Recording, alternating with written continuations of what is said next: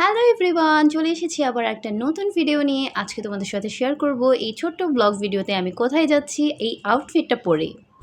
তো ভিডিওটা শুরু করা যাক। আসসালামু আলাইকুম এভরিওয়ান, তোমরা সবাই কেমন আছো? আশা করি আল্লাহর রহমতে তোমরা সবাই ভালো আছো। আজকে আমি কোথায় যাচ্ছি তা এখনই শেয়ার করে ফেলছি তোমাদের সাথে। আজকে আমি যাচ্ছি হচ্ছে রুজবার নানা বাড়ি। এই পাশে রুজবা বেবি হচ্ছে ঘুমাচ্ছে আর ঘড়িতে বাজে এখন 5:30। তো আমরা এখন রেডি হয়ে যাব। আর এই গোল্ডের মধ্যে হোয়াইট কালার এই প্রিটি হচ্ছে বারবি গাউনটা আমার বেবিকে আজকে আমি পরাবো। আর এখনই আমরা দুজনেই রেডি হয়ে চলে আসছি। আমার হোয়াইট পরীকে নিয়ে তোমাদের সবার সামনে চলে এসেছি। অবশ্যই তোমরা জানাতে ভুলবে না আমার পরীটাকে কেমন লাগছে, আর মাশাআল্লাহ বলতে অবশ্যই ভুলবে না। আমাদের মা মেয়ে দুজনকে কেমন লাগছে তোমরা অবশ্যই কমেন্ট বক্সে জানিয়ে দিবে। একটু একটু ভিডিও করে নিচ্ছিলাম আর তোমাদেরকে দেখাচ্ছিলাম আমাদের মা মেয়ে দুজনকে কেমন লাগছে। আর আমার পরীটা হচ্ছে আমার মাস্ক নিয়ে কি করছে তা তোমরা দেখতে থাকো। এই তো ফাইনালি হচ্ছে আমরা এখন বের হয়ে যাচ্ছি। বেবি অনেক হ্যাপি, আর তোমরা তো আগের ভিডিওতে দেখেছোই বাবু অনেক বেশি হ্যাপি হয়ে যায় যদি বাসা থেকে বের হই তখনই। রুজবার দাদুকে হচ্ছে আল্লাহ হাফিজ দিয়ে আমি আর রুজবা এখনই চলে যাচ্ছি আমার মায়ের বাসায়। তো এখনই হচ্ছে সিঁড়ি দিয়ে নেমে যাচ্ছি, দেখতেই পাচ্ছ। রুজবা কিন্তু অনেক হ্যাপি।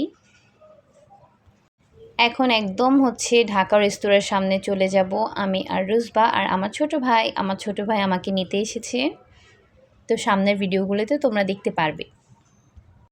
ঢাকা রেস্তোরাঁর সামনে আমি চলে এসেছি। আর এখান থেকে আমি একটা হচ্ছে কোয়ার্টার গ্রিল নিব। কী কারণে নিচ্ছি তাই তোমরা সামনের দিকে দেখতে পারবে। এই তো আঙ্কেল হচ্ছে টাকাটা চেক করে নিচ্ছে আর আমি খাবারের জন্য অপেক্ষা করছি। গ্রিলটা এখন আমি হাতে পেয়ে গিয়েছি। আর এখন সোজা চলে যাব হচ্ছে উত্তর যাত্রাবাড়ি 1 নম্বর গেটে একটা মসজিদ আছে, ওই মসজিদের ছোট্ট দোকানটিতে। ফ্রেন্ডস, এই ছোট্ট দোকানটা হচ্ছে একদমই ঢাকা রেস্তোরাঁরই পাশে। এই দোকানে হচ্ছে একদমই ফ্রেশ খাবার পাওয়া যায়, ইনস্ট্যান্ট হচ্ছে বানিয়ে আমাদের সবার সামনেই পরিবেশন করে এই আঙ্কেলরা। আর হচ্ছে অনেক ভালো হাইজিন মেনটেন করে, ওনাদের হচ্ছে হাতে হ্যান্ড গ্লাভস থাকে। তো আমি এই দোকান থেকে নিয়ে নিয়েছি পেঁয়াজু, আলু চপ, বেগুনি, বুট আর অনেক কিছু এখানে পাওয়া যায়। তো আমার যা প্রয়োজন তা আমি নিয়ে নিয়েছি। এখন চলে যাব হচ্ছে 1 নম্বর গেট। এখান থেকে হচ্ছে রিক্সা নিয়ে আমি একদম চলে যাব হচ্ছে রুজবার নানার বাসায়। তো যাই হোক, এখনও রিক্সা নিয়ে নিচ্ছি। এই তো রিক্সায় করে পুপু করে বাসার একদম গেটে চলে এসেছি। আর কলিং বেল হচ্ছে 10-12টা দিয়েছি। আর সাথে সাথেই হচ্ছে নুহা 5তলা থেকে নিচে চলে আসছে। কারণ হচ্ছে আমি ছাড়া আর বাসার অন্য কেউ হচ্ছে এই কলিং বেল এতগুলো বাজায় না।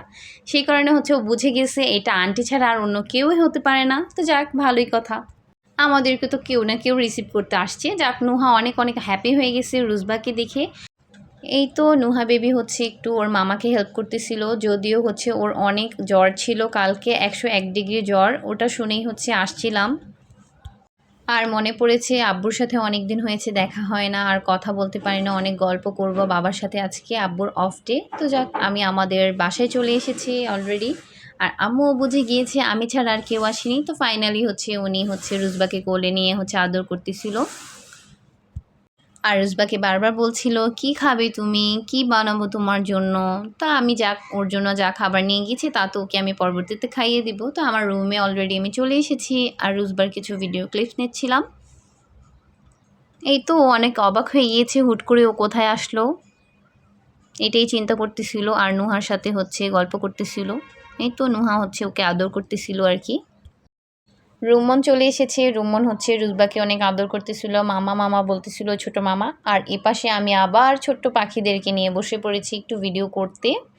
তো নুহার আবার খোঁজ খবর নিচ্ছিলাম আমি। নুহা তোমার কি হয়েছে, জ্বর ভালো হয়েছে কিনা? এখন পর্যন্ত জ্বর আছে। আর বলতেছে ওই যে ওষুধ কিনে এনেছে আম্মু, আমি ওষুধ খাচ্ছি, ভালো হয়ে যাব ইনশাল্লাহ।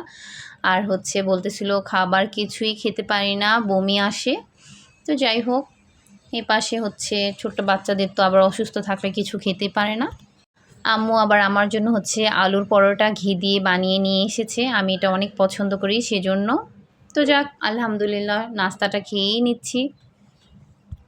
আর সাথে যদি মজু না হয় তাহলে কি হয় বলেন। খুবই মজা লাগতেছিল, মায়ের হাতের খাবার খুবই টেস্টি লাগে। এই পাশে আবার রুজবাকে একটু একটু ডিমের কুসুম দিচ্ছিলাম, যেহেতু ওর 9 মাস অলরেডি হয়ে গিয়েছে। তো যাক, ও খাচ্ছিল আমার পুকনি পাখিটা। এখন হচ্ছে আব্বু চলে এসেছে, এজন্য এইভাবে তাকিয়ে আছে। আব্বুর সাথে হচ্ছে ও অনেক দুষ্টামি করে, অনেক খেলা করতে পছন্দ করে, নানা ভাইকে পছন্দ করে অনেক। আর নানাও বলতে পারে। নুহা আবার ও হাঁপুড় কাটতে পারে, এজন্য হচ্ছে বারবার ওকে শুইয়ে হচ্ছে ডাকতে পছন্দ করে। ও যদি আসে তাহলে ও নুহা অনেক খুশি হয়ে যায়। এখন হচ্ছে মুড়ি মাখানোর পালা। আমি যেই বুট মুড়ি, আলুর চপ, বেগুনি এনেছি ওগুলো হচ্ছে আপু ভালো করে মেখে নিয়েছে। আর সাথে যে ছোট্ট গ্রিলটা আছে ছোট ছোট পিস করে ছাড়িয়ে নিবে, যেন হচ্ছে মুড়ির প্রত্যেকটা বাইটে হচ্ছে চিকেনগুলো যেন আমাদের মুখে পড়ে।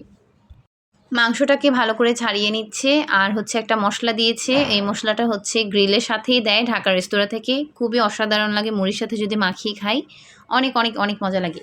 যাই হোক, আমার কাছে অনেক বেশি ভালো লাগে। পরিবারের সদস্য সবার সাথে যদি মিলেমিশে বসে খাওয়া দাওয়া করা যায় খুবই আনন্দের হয়, খুবই অনেক অনেক অনেক আনন্দের মোমেন্ট হয়। আর এই জিনিসটা আসলে অন্য কোথাও আসলে পাওয়া যায় না।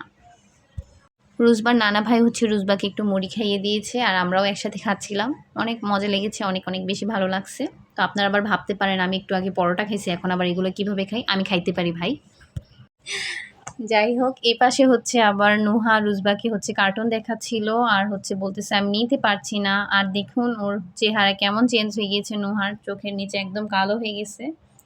এই তো আমার পুকুনি পাখিকে আবার ওর আন্টি হাসাচ্ছিল। ওর মনটা বেশি ভালো নাই, কারণ অনেক ক্ষুধা লাগছে আর ক্ষুধা লাগলে ওর মন অনেক খারাপ হয়ে যায়। এই তো এখন আর কি করব, খাবার রেডি করে ওকে খাওয়াবো। তারপর দেখেন কিভাবে ফুরফুরে হয়ে যায়। এই তো একদম ফুরফুরে হয়ে গিয়েছে আর হাঁপুড় কাটতেছিল, ফ্লোরে আমি নামিয়ে দিয়েছি। তোমরা একটু ইগনোর করো ওকে, আমি গেঞ্জিটা পরাইনি কারণ হচ্ছে অনেক গরম পড়তেছিল সেই জন্য। আর এদিকে অনেক রাত হয়ে গিয়েছে, আমি ডিনারটা করে হচ্ছে আমার শ্বশুরবাড়িতে আবার ব্যাক করব। তো ডিনার টেবিলে কি মেনু আছে তাই তোমাদের সাথে শেয়ার করে ফেলছি। এখানে করলা ভাজি আলু দিয়ে একদম ঝরঝরে করে করেছে আম্মু, এটা আমি অনেক পছন্দ করি। আর এই পাশে হচ্ছে ভেন্ডি ভাজি আর সাথে হচ্ছে আমি নিয়েছি হচ্ছে তেলাপিয়া মাছের লেজ ভাজা আর আলু ভর্তা। হলে তো আর কিছুই লাগে না, আলহামদুলিল্লাহ আমি আলু ভর্তা দিয়ে অনেকগুলো ভাত খেতে পারি। তো আগে হচ্ছে গরম গরম মাছ দিয়ে হচ্ছে ভাতটা খেয়ে নিচ্ছি, এরপর হচ্ছে বাকি সব কিছু দিয়ে খাবো। অনেক মজা হয়েছে। আর আপনারা তো জানেনই মাছ ভাজা দিয়ে গরম ভাত দিয়ে খেতে কত মজা লাগে, কত ভালো লাগে। এই পাশে হচ্ছে পাবদা মাছের চচ্চড়ি করেছে আম্মু, ওগুলো দিচ্ছিল আমাকে আর সাথে আরেকটা মাছ দিচ্ছিল। আমি আর খাবো না, তো যাই হোক খেয়ে দিয়ে একদমই বের হয়ে যাব এখন।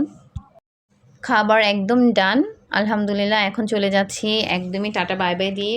এই তো ছোট ভাইকে বলতেছি তোমাকে কিন্তু দেখিয়েই দিছি, ও আমার দিকে রাগ হয়ে কিভাবে তাকিয়ে আছে দেখতেই পাচ্ছেন।